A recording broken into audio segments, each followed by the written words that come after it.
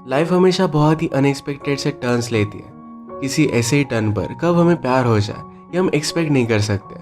इसे एक ब्यूटीफुल सी थीम के साथ आज की हमारी मूवी द प्रपोजल ये 2009 की एक रोमांटिक हॉलीवुड मूवी आती है। इसकी स्टोरी लाइन को बताना स्पॉइलर होगा, बट आई एश्योर यू एक बहुत ही अच्छी मूवी है, तो अंत तक इस वीडियो को जरूर देखिएगा। अगर आपको एक्सप्लेनेशन अच्छा लगता है तो प्लीज इसे लाइक और कमेंट जरूर कर दीजिएगा। अब बिना किसी देरी के एक्सप्लेनेशन स्टार्ट करते हैं। मूवी स्टार्ट होती है और हम हमारी मेन कैरेक्टर मार्गरेट को देखते हैं, जो एक बुक पब्लिशिंग कंपनी में एडिटर थी। हमारा सेकंड मेन कैरेक्टर जिसका नाम है एंड्रू, ये उसके लिए असिस्टेंट था। वो आज जरा उठने में लेट हो गया तो जल्दी से रेडी होकर कॉफी लेकर मार्गरेट के पास पहुंच जाता है। जाते जाते उसके हाथ से कॉफी भी नीचे गिर गई थी। मार्गरेट अब तक ऑफिस में आई नहीं थी तो डर कर जल्दी से अपना शर्ट वो बदल लेता है। इसके लिए अपने कोवर्कर को उसे गेम के बहुत ही एक्सपेंसिव टिकट भी देने पड़े थे। जब भी मार्गरेट ऑफिस में आती है तो फर्स्ट पर्सन हमेशा सबको मेल कर देता है कि ऑफिस में आ चुकी है, तो सब लोग काम करने लग जाते हैं। वो बहुत ही ज्यादा स्ट्रिक्ट है, उसके खिलाफ कोई भी नहीं जाता। मार्गरेट चाहती थी कि एक आर्टिस्ट बुक लिखे, पर वो लिखने के लिए रेडी नहीं था, तो मार्गरेट खुद उसे कॉल करती है। बहुत अच्छे से बात कर कर उसने बुक लिखने के लिए उसे कन्विंस कर ही दिया था। वो अपनी कॉफी पर नोटिस करती है कि एंड्रू का नाम लिखा हुआ है। उसने पूछा कि मेरी कॉफी को क्या हुआ। एंड्रू ने कहा कि एक नीचे गिर गई थी। मार्गरेट ने कहा कि हम दोनों एक ही टाइप की कॉफी पीते हैं। अगर तुम मुझसे डर कर सेम टाइप की कॉफी बाय करते हो तो ये बहुत ही पथेटिक है। एंड्रू सचमुच में उससे डरता था, इसी वजह से सेम कॉफी बाय करता था। और इसके बाद ये दोनों मिलकर एक एम्प्लॉय के ऑफिस में जाते हैं। उस आर्टिस्ट को बुक लिखने के लिए मनाने का काम उस एम्प्लॉय का था, पर ये काम मार्गरेट को करना पड़ा। इस वजह से वो बहुत ज्यादा गुस्सा थी। उसे कन्फ्रंट करती है और उसे पता चलता है कि उस एम्प्लॉय ने ट्राई भी नहीं किया था। इस वजह से उसे फायर कर देती है। वो एम्प्लॉय बहुत ज्यादा गुस्सा हो गया और ऑफिस में सबके सामने उसे बहुत गालियां देता है। उसने मार्गरेट से कहा तुम अकेली हो, इसी वजह से अपना फ्रस्ट्रेशन सब लोगों पर उतारती हो। इसके बाद मार्गरेट एंड्रू से कहती है हमें वीकेंड पर भी काम करना पड़ेगा, उस एम्प्लॉय के सारे कॉन्ट्रैक्ट्स हमें देखने पड़ेंगे। एंड्रू के ग्रैंडमा का 19 बर्थडे आने वाला है, तो इस वजह से वो घर पर जाने वाला था, पर अब मार्गरेट की वजह से नहीं जा पाएगा। नेक्स्ट सीन में मार्गरेट को उसके बॉस उसके पास बुलाते हैं। तो कहते हैं तुम्हारे इमिग्रेंट ऑफिस से कॉल आया था, वो तुमसे अपॉइंटमेंट लेना चाहते थे पर तुम बहुत ही बिजी थे और विदाउट परमिशन तुम किसी अलग कंट्री में भी गई हुई थी, तो इस वजह से अब वो तुम्हें डिपोर्ट कर देने वाले हैं। मार्गरेट को इससे शॉक लगता है। उसे लगा कि कुछ ना कुछ तो कर सकती है, पर इसमें वो कुछ भी कर नहीं सकती थी। अगर वो इस कंट्री में नहीं रह रही है तो इस ऑफिस में भी काम नहीं कर सकती। अचानक से जब ये मीटिंग हो रही थी तो एंड्रू उसे लेने के लिए आया। तो मार्गरेट को एक आइडिया आता है कि अगर वो एंड्रू से शादी कर लेगी तो यहाँ की सिटीजन वो बन सकती है। उसने अपने बॉस से कहा कि मेरे पास आपको देने के लिए एक न्यूज़ है, मैं और एंड्रू हम दोनों शादी कर रहे हैं। इतने दिनों से एक साथ हम काम कर रहे हैं, अनएक्सपेक्टेड मूवमेंट पर हम दोनों को प्यार हो गया। ये सब सुनना एंड्रू के लिए एक शॉक ही था। वो अपने बॉस के खिलाफ जा नहीं सकता तो हाँ में हाँ मिलाता है। बॉस ये पूरी मार्गरेट की चाल समझ गए, पर उसे कहते हैं सिर्फ इन सब चीज़ों को लीगल कर देना। ऑफिस में जब सब लोगों को एंड्रू और मार्गरेट के बारे में पता चला तो एंड्रू के लिए सबको बहुत ही बुरा लगता है, क्योंकि मार्गरेट अब उसका जीना बर्बाद कर देगी। एंड्रू मार्गरेट से पूछता है कि तुम ये सब कर क्या रही हो। मार्गरेट ने कहा कि अगर तुमने मुझसे शादी नहीं की तो तुम कभी भी राइटर बन नहीं पाओगे। एंड्रू का राइटर बनना यही एक सपना था और इसी वजह से जॉब कर रहा था। मार्गरेट कहती है हम शादी करके जल्दी से डिवोर्स ले लेंगे, कोई भी प्रॉब्लम नहीं होगा। इसके बाद ये दोनों इमिग्रेशन के ऑफिस में आए। ये दोनों शादी कर रहे हैं, ये वहाँ के ऑफिसर गिलबर्ट को बता देते हैं। मार्गरेट ने जिस एम्प्लॉय को अभी अभी फायर किया था उसने ऑलरेडी गिलबर्ट को कॉल कर दिया था। गिलबर्ट को पता था कि मार्गरेट और एंड्रू ये फेक शादी कर रहे हैं। उन्हें इस बात के लिए कन्फ्रंट करता है तो मार्गरेट ने कहा कि ऐसा कुछ भी नहीं है, हम दोनों सिर्फ काम करते थे, तो इस वजह से अनएक्सपेक्टेड मूवमेंट पर हमें प्यार हो गया। इस बात पर गिलबर्ट उन पर बिलीव नहीं करता। उनसे कहता है वीकेंड खत्म होने के बाद हम तुम दोनों का इंटरव्यू लेंगे। अगर इस इंटरव्यू में दोनों को एक दूसरे के बारे में ज्यादा पता नहीं है तो एंड्रू को जेल हो जाएगी और मार्गरेट को फिर से उसकी कंट्री में भेज दिया जाएगा। ऑफिसर ने फिर से एंड्रू को एक चांस दिया सब कुछ सच कहने के लिए, पर एंड्रू कुछ भी बताता नहीं। ऑफिसर ने पूछा कि तुम्हारे पेरेंट्स को क्या ये सब कुछ पता है। मार्गरेट के पेरेंट्स नहीं थे, तो मार्गरेट कहती है एंड्रू के पेरेंट्स को हम इस वीकेंड पर बताने वाले हैं। यहाँ से निकलने के बाद मार्गरेट एंड्रू को अपॉइंटमेंट वगैरह इन सब चीज़ों के इंस्ट्रक्शन दे रही थी, पर अब एंड्रू उसकी कुछ भी बात मानने नहीं वाला। उसे कहता है मैं मेरी पूरी लाइफ तुम्हारे लिए दाव पर लगा रहा हूँ, तो अब तुम मेरा प्रमोशन करोगी, अब से मैं तुम्हारा असिस्टेंट नहीं हूँ। मार्गरेट के पास कोई भी ऑप्शन नहीं था, तो एंड्रू की बात उसे माननी पड़ती है। अब इस मौके का फायदा उठाकर एंड्रू मार्गरेट से कहता है तुमने मुझे शादी के लिए प्रॉपरली पूछा नहीं, मुझे प्रॉपरली प्रपोज करो। और मार्गरेट को ये करना पड़ता है। इंटरव्यू में जो भी क्वेश्चंस वो पूछने वाले थे, ये सब एंड्रू को मार्गरेट के बारे में पता था, और मार्गरेट एंड्रू के बारे में कुछ भी ज्यादा जानती नहीं। इस पूरे वीकेंड पर वो एंड्रू को जानने की कोशिश करेगी। एंड्रू के टाउन पर पहुंचने के बाद उसकी मदर और ग्रैंड माँ ने इनका स्वागत किया। उन्हें देखकर बहुत ही खुश थे। मार्गरेट की एज एंड्रू से बड़ी है, तो इनके लिए जरा सरप्राइज था, पर फिर भी इस बात को एक्सेप्ट कर लेते हैं। एंड्रू और उसके फादर हमेशा झगड़ते रहते हैं, तो इस वजह से उसे लेने के लिए नहीं आए थे। मार्गरेट ने पूरे टाउन में नोटिस किया कि हर जगह पर पैक्सटन ही लिखा हुआ था, यानी कि हर शॉप ये पैक्सटन का था। एंड्रू का पूरा नाम है एंड्रू पैक्सटन है। इसका मतलब है ये पूरा टाउन उसकी फैमिली ओन करती है। वो इतना ज्यादा अमीर है, इसके बारे में मार्गरेट को कभी भी पता नहीं था। मार्गरेट ने टाउन के एक होटल में रिजर्वेशन किया हुआ था, पर पूरा टाउन एंड्रू की फैमिली ओन करती है, तो इस वजह से ग्रैंडमा ने ऑलरेडी रिजर्वेशन कैंसिल कर दिया था। वो चाहते थे कि मार्गरेट उनके साथ ही रहे। ये फिर बोट पर बैठकर एक आइलैंड पर जाते हैं, और वहीं पर उनका घर था। बेचारी मार्गरेट पानी से बहुत ज्यादा डरती थी, तो इस वजह से जैकेट पहनकर ही बोट पर बैठी। मार्गरेट ने एंड्रू से पूछा कि तुमने मुझे बताया क्यों नहीं कि तुम इतने ज्यादा अमीर हो। एंड्रू ने कहा कि मेरी फैमिली रिच है, मैं नहीं हूँ। जब एक घर पर पहुंचे तो इनके लिए एक बड़ी पार्टी रखी गई थी। मार्गरेट एंड्रू के फादर से मिलती है। मार्गरेट जो भी काम करती है, इस प्रोफेशन को थोड़ा सा भी रिस्पेक्ट नहीं करते। उन्हें इसके बारे में ज्यादा पता भी नहीं था। एंड्रू का इस तरीके से अपने पैशन को फॉलो करने के लिए घर छोड़कर जाना उसके फादर को अच्छा नहीं लगता, तो इसी वजह से वो जरा बिटर थे। फादर ने एंड्रू से कहा तुम अपने बॉस को डेट कर रहे हो, ये सिर्फ अपॉर्चुनिटी पाने के लिए। एंड्रू कहता है कि ऐसा कुछ भी नहीं है, मैं एक्चुअल में उसे प्यार करता हूँ। वो अपने फादर से गुस्सा हो जाता है और सब लोगों को बता देता है कि मार्गरेट उसकी फियांसे है। इन दोनों के लिए सब लोग बहुत खुश थे। ग्रैंडमा और मदर ने मार्गरेट से पूछा कि एंड्रू ने तुम्हें प्रपोज कैसे किया था।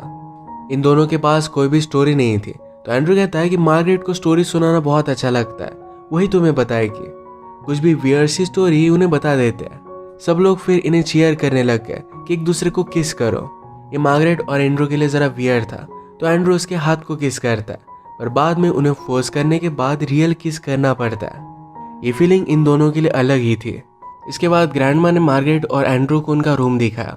वो उन्हें एक कंबल देती है और कहती है कि इसका नाम बेबी मेकर है। इसे ओढ़ने के बाद बहुत सारे लोगों को बेबीज हुए। एंड्रू डर कर तुरंत इसे फेंक देता है। एक ही रूम होने की वजह से एंड्रू को बेचारे को नीचे सोना पड़ा। सुबह होने के बाद मार्गरेट को आर्टिस्ट का कॉल आया। अब उसे लग रहा था कि वो बुक नहीं लिख सकता, तो उसे कन्विंस करने के लिए मार्गरेट उससे बात कर दिया। जरा रेंज आ नहीं रही थी तो बाहर चली गई। एंड्रू के घर पर एक छोटा सा डॉग भी था, वो भी उसके पीछे पीछे बाहर आ जाता है। डॉग को ईगल से खतरा था। ईगल ने डायरेक्टली उस डॉग को उठा लिया। मार्गरेट अपना फोन ईगल को मारकर डॉग को बचा लेती है, पर बाद में ईगल ने उसका फोन ही ले लिया। उस ईगल के पीछे भाग रही थी। ये सब बहुत ही ज्यादा फनी था। ग्रैंडमा और मदर उसे देखकर बहुत हंसते हैं। एंड्रू ने मार्गरेट से पूछा कि तुम वरीड क्यों हो। मार्गरेट कहती कि ईगल मेरा फोन लेकर गया। एंड्रू कहता है कि वरी मत करो, हम सिटी में जाकर उसे लेकर आएंगे। ग्रैंडमा और मदर उन्हें देख रहे थे, तो एंड्रू ने कहा कि मेरे गले लग जाओ। उसका फायदा उठाने लग गया था। मार्गरेट कहती है ज्यादा मजे मत लो, वरना तुम्हारी नींद में तुम्हें मार डालूंगी। इसके बाद एंड्रू अपने फादर से मिला। कल रात फादर ने उसे जो भी कहा था इसके लिए उसे सॉरी कहते हैं। इसके बाद वो कहते हैं मैंने सारा बिजनेस खड़ा किया, ये सिर्फ तुम्हारे लिए किया, और अब तुम्हें नहीं करना चाहते, तो इस वजह से मुझे जरा बुरा लगता है। एंड्रू ने कहा कि मैं मेरा पैशन फॉलो कर रहा हूँ, इसमें उसे कुछ भी गलत नहीं लगता। फादर ये बात समझ नहीं पाते, तो फिर से इन दोनों में झगड़ा हो गया। थोड़ी देर में मदर और ग्रैंडमा मार्गरेट को सिटी में लेकर आए। उसे एक क्लब में लेकर जाते हैं जहाँ पर रमोन उनके लिए स्ट्रिप कर रहा था। रमोन उनका ही एम्प्लॉय है और उनके घर पर वो एज अ शेफ भी काम करता है। ये मार्गरेट के लिए बहुत ही वियर्ड है। या इस पार्टी में एंड्रू की एक्स गर्लफ्रेंड भी उन्हें ज्वाइन कर दिया। रमोन मार्गरेट को स्टेज पर ले जाकर उसके साथ डांस करता है। ये उसके लिए बहुत ही वियर्ड था। वो फिर इस पार्टी से जरा बाहर आ जाती है। उसके पास एंड्रू के एक्स गर्लफ्रेंड भी आ गई। उसने कहा कि तुम बहुत ही लकी हो कि एंड्रू तुम्हारे पास है। मार्गरेट ने पूछा कि तुम्हारा और एंड्रू का ब्रेकअप क्यों हुआ। वो कहती कि हम हाई स्कूल में डेट कर रहे थे। उसके बाद एंड्रू को लग रहा था कि न्यूयॉर्क में जाकर वो अपना पैशन फॉलो करे। वो चाहता था कि मैं भी उसके साथ हूँ, पर मैं हमेशा इसी टाउन में रही हूँ, इसी वजह से उनका ब्रेकअप हो गया। ये सब लोग जब घर पर वापस आए तो एंड्रू गुस्से में लकड़ियाँ तोड़ रहा था। ये बात उसकी मदर ने नोटिस की और डायरेक्टली फादर के पास आई। वो कहती कि तुम्हारी वजह से एंड्रू अब घर पर नहीं आता। अगर ऐसा ही चलता रहा तो हमारे साथ वो कोई भी रिलेशनशिप नहीं रखेगा और ये वो नहीं चाहती थी। मार्गरेट इनका झगड़ा सुनकर अपने रूम में चली जाती है। वो शावर ले रही थी पर बाद में उसने रियलाइज किया उसके पास टॉवेल नहीं है। एंड्रू हेडफोन लगाकर अपने रूम में आया। मार्गरेट टॉवेल लेने की कोशिश कर रही थी पर डॉग उसे रोक रहा था। वो जल्दी जल्दी से डॉग से पीछा छुड़वा कर बाहर आ जाती है। तभी वो एंड्रू के ऊपर गिर गए। ये दोनों न्यूड थे तो इनके लिए बहुत ही वियर्ड बन जाता है।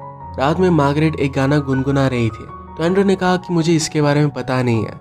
मार्गरेट कहती कि बहुत ही फेमस बैंड है। वो एक गाना गुनगुना देती है तो एंड्रू कहता है कि मुझे पता था, मैं सिर्फ तुम्हारा गाना सुनना चाहता था। मार्गरेट एंड्रू को जिस तरीके से ट्रीट करती है तो उसे बुरा लगता है। उसने कहा कि जब मैं 16 साल की थी तभी मेरे पेरेंट्स की डेथ हो गई थी। तब से वो हमेशा अकेले ही रही है। इस वजह से कभी भी उसकी लॉन्ग टर्म कोई भी रिलेशनशिप रही नहीं। एंड्रू को भी उसके लिए बुरा लगता है। सुबह होने पर मदर इनके लिए ब्रेकफास्ट लेकर आए तो जल्दी से एंड्रू मार्गरेट के बेड में आ गया। मदर के पीछे पीछे फादर भी आए। उनसे पूछते हैं कि अगर तुम दोनों शादी करने वाले हो तो इसे वीकेंड पर कर लो। ग्रैंड माँ को भी बहुत अच्छा लगेगा। पहले तो ये मना कर रहे थे पर बाद में ग्रैंड माँ भी आके वो कहती है कि अगर मेरी डेथ हो गई तो मैं तुम्हारी शादी देख नहीं पाऊंगी। इस इमोशनल ब्लैकमेल की वजह से दोनों मान जाते हैं। सब जानने के बाद बेचारे एंड्रू को बहुत ही बुरा लगा। वो मार्गरेट से कहता है कि अगर सबको सच के बारे में पता चला तो बहुत ही बुरा होगा। मार्गरेट कहती कि ऐसा कुछ भी नहीं होगा, हम थोड़ी देर में डिवोर्स ले लेंगे और बाद में तुम उन्हें बता देना। वो एंड्रू को सहारा देते हुए उसके पास आ गई थी। ये दोनों करीब आने लग गए थे। ये बात मार्गरेट रियलाइज कर वहां से चली जाती है। वो अकेली बाइसिकल राइड करने के लिए गई। वो अपने आप से कह रही थी ये ज़्यादा इमोशनल मत बनो, ये सिर्फ एक बिजनेस डील है। इसके बाद एंड्रू और मार्गरेट शॉपिंग करने के लिए टाउन में आए। टाउन में मार्गरेट अपने ईमेल जब चेक कर रही थी तब वो एंड्रू को उसके एक्स गर्लफ्रेंड से बात करता देखती है। मार्गरेट ने एंड्रू से पूछा तुम्हारे एक्स से मिलना क्या तुम्हें अच्छा लगा? एंड्रू कहता है कि ठीक ठाक था। वो कंफर्म करना चाहती थी कि क्या एंड्रू अब भी अपने एक्स को लाइक करता है, पर एंड्रू अब उसे लाइक नहीं करता था। टाउन में ग्रैंडमा और मदर इन दोनों से मिल जाते हैं। वो मार्गरेट को एक शॉप में लेकर गए। ग्रैंडमा उसे एक वेडिंग ड्रेस देती है। कहती है मेरी शादी भी इसमें ही हुई थी, मैं चाहती हूँ कि तुम अपनी शादी में भी यही पहनो। ग्रैंडमा ने मार्गरेट को एक नेकलेस दिया। कहा कि 150 ईयर्स से ये नेकलेस हमारी फैमिली में है। मार्गरेट सुनकर जरा इमोशनल हो जाती है। इतना प्यार कभी भी किसी ने उसे किया नहीं था। ग्रैंडमा ने उसे फोर्स किया। कहती है तुम इसमें बहुत ही ब्यूटीफुल लग रही हो, तुम्हें लेना ही पड़ेगा। इन सब बातों की वजह से मार्गरेट डिस्टर्ब हो गए। वो एंड्रू के साथ बोट में चढ़कर जल्दी से आगे चली जाती है। उसने एंड्रू से कहा कि मैं भूल गई थी एक्चुअल में फैमिली होना क्या होता है। मैं जो भी कर रही हूँ ये बहुत ही गलत कर रही हूँ। अगर सबको इसके बारे में पता चलता है तो उनका हार्ट ब्रेक हो जाएगा। वो बोट बहुत ही फास्ट चला रही थी, उनका एक्सीडेंट हो सकता था, तो एंड्रू ने बोट उससे ले ली। वो जल्दी से इसे टर्न करता है और मार्गरेट पानी में नीचे ही गिर गई। उसे तैरना आता नहीं था तो बहुत ज्यादा डर गई थी, पर एंड्रू ने उसे बचा लिया, उसका ख्याल रखता है। ये दोनों जब घर पर आए तो एंड्रू के फादर के साथ इमिग्रेशन का ऑफिसर गिलबर्ट भी था। गिलबर्ट ने फादर को सब कुछ बात बता दी थी। फादर ने गिलबर्ट को पैसे दे दिए थे। इस वजह से एंड्रू से कहता है कि अब भी अगर तुम सब कुछ सच सच बता दो तुम्हें कोई भी जेल नहीं होगी। एंड्रू कहता है कि हम सच में एक दूसरे से प्यार करते हैं, और वहां से वो चला गया। मार्गरेट ने कहा कि तुम मेरे लिए सब कुछ कर क्यों रहे हो? एंड्रू कहता है कि अगर मेरी जगह पर तुम होती तुम भी यही करती। शाम में इनके पास ग्रैंडमा आई और मार्गरेट को अपने रूम में लेकर जाती है। कहती है कल वेडिंग नाइट है तो आज रात तुम दोनों को एक साथ नहीं सोना है। डायरेक्टली अगले दिन वेडिंग की सारी तैयारी हो गई थी। इनकी वेडिंग सेरेमनी स्टार्ट होती है। वेडिंग के वक्त मार्गरेट को बहुत ही बुरा लगता है। इस तरीके से वो सब लोगों को बेवकूफ़ नहीं बना सकती। उसने वेडिंग रोक दी और सब लोगों को सब कुछ सच सच बता दिया। एंड्रू उसके पीछे पीछे रूम में आया। उसने एंड्रू के लिए एक लेटर लिखा था। वो कहती है कि तुमने जो बुक लिखी है ये एक्चुअल में बहुत ही अमेजिंग है। तुम मेरे एक अच्छे असिस्टेंट थे तो इस वजह से मैंने तुम्हारी बुक पब्लिश नहीं की थी, पर अब मैं जाने से पहले तुम्हारी बुक पब्लिश कर दूंगी। तुम बहुत ही अमेजिंग हो और अच्छी लाइफ जीना। एंड्रू के पीछे पीछे उसकी एक्स गर्लफ्रेंड भी आई। एंड्रू कहता है कि मार्गरेट पर बहुत ज़्यादा गुस्सा हो, उसने मेरा जीना हराम करके रखा है। एक्स गर्लफ्रेंड को पता था कि एंड्रू मार्गरेट से बहुत ही प्यार करता है, तो उसे पूछती है क्या तुम उसे ऐसे ही जाने दोगे? एंड्रू फिर जल्दी जल्दी निकलने लग गया। उसके फादर उसे रोकते हैं और कहते हैं कि तुम कर क्या रहे हो? फादर और एंड्रू में झगड़ा स्टार्ट हो जाता है। तभी ग्रैंडमा को हार्ट अटैक आने लग गया। वो जल्दी से उसे प्लेन में बिठाकर हॉस्पिटल में लेकर जा रहे थे। ग्रैंडमा फादर और एंड्रू से कहती है तुम दोनों का वे ऑफ थिंकिंग बहुत ही अलग अलग है, पर तुम दोनों फैमिली हो तो इस वजह से तुम्हें झगड़ना नहीं चाहिए। मेरे मरने से पहले मुझे तुम प्रॉमिस करो कि कभी भी नहीं झगड़ोगे। ये दोनों प्रॉमिस करते हैं। तभी ग्रैंडमा उठकर खड़ी हो गई। उसे हार्ट अटैक आया ही नहीं था। उसने फिर पायलट से कहा कि जल्दी से हमें एयरपोर्ट पर लेकर चलो। ये सब लोग जब तक एयरपोर्ट पर पहुंचे तब तक बहुत ही लेट हो चुका था। ऑलरेडी मार्गरेट वहां से चली गई थी। ग्रैंडमा और मदर को बहुत ही बुरा लगता है। फादर ने पूछा कि ये सब हो क्या रहा है। मदर कहती कि मार्गरेट भी एंड्रू से प्यार करती है, उसे हर्ट नहीं करना चाहती थी, तो इसी वजह से वो चली गई। अब इसके बाद हम फिर से मार्गरेट को अपने ऑफिस में देखते हैं। वो अपना सब सामान लेकर यहाँ से जा रही थी तो एंड्रू वहां पर आ गया। एंड्रू से कहता है, इतने साल मैंने तुम्हारे साथ काम किया, मुझे हमेशा लगता था कि तुम्हें मार डालो। अब जब मैं तुम्हें जानने लग गया हूँ तो तुम मुझे बहुत ही अच्छी लगती हो, तुमसे प्यार करता हूँ। हमारे बीच जो भी हुआ ये बहुत ही यूनिक था। मार्गरेट कहती कि मुझसे प्यार करना है बहुत ही हार्ड होगा। एंड्रू कहता है कि रिलेशनशिप हार्ड होती ही है। ये दोनों फिर एक दूसरे को किस कर लेते हैं और इसके लिए वो रेडी थे। इसके बाद हम इनकी इमिग्रेशन की इंटरव्यू देख सकते हैं जो सक्सेसफुल हुए और इन्होंने शादी कर ली। इसी के साथ इस मूवी की स्वीट सी एंडिंग हो जाती है। अगर आपको वीडियो अच्छा लगा तो प्लीज़ इसे लाइक और कमेंट जरूर कर दीजिएगा। बहुत सारी मूवीज़ लेकर आते रहता हूँ, तो प्लीज़ इस चैनल को सब्सक्राइब कर दीजिए और बेल नोटिफिकेशन आइकन दबाना मत भूलिएगा। फिर से मिलेंगे और एक नई मूवी के साथ। तब तक के लिए थैंक यू और आप अपने आप का ख्याल रखिए।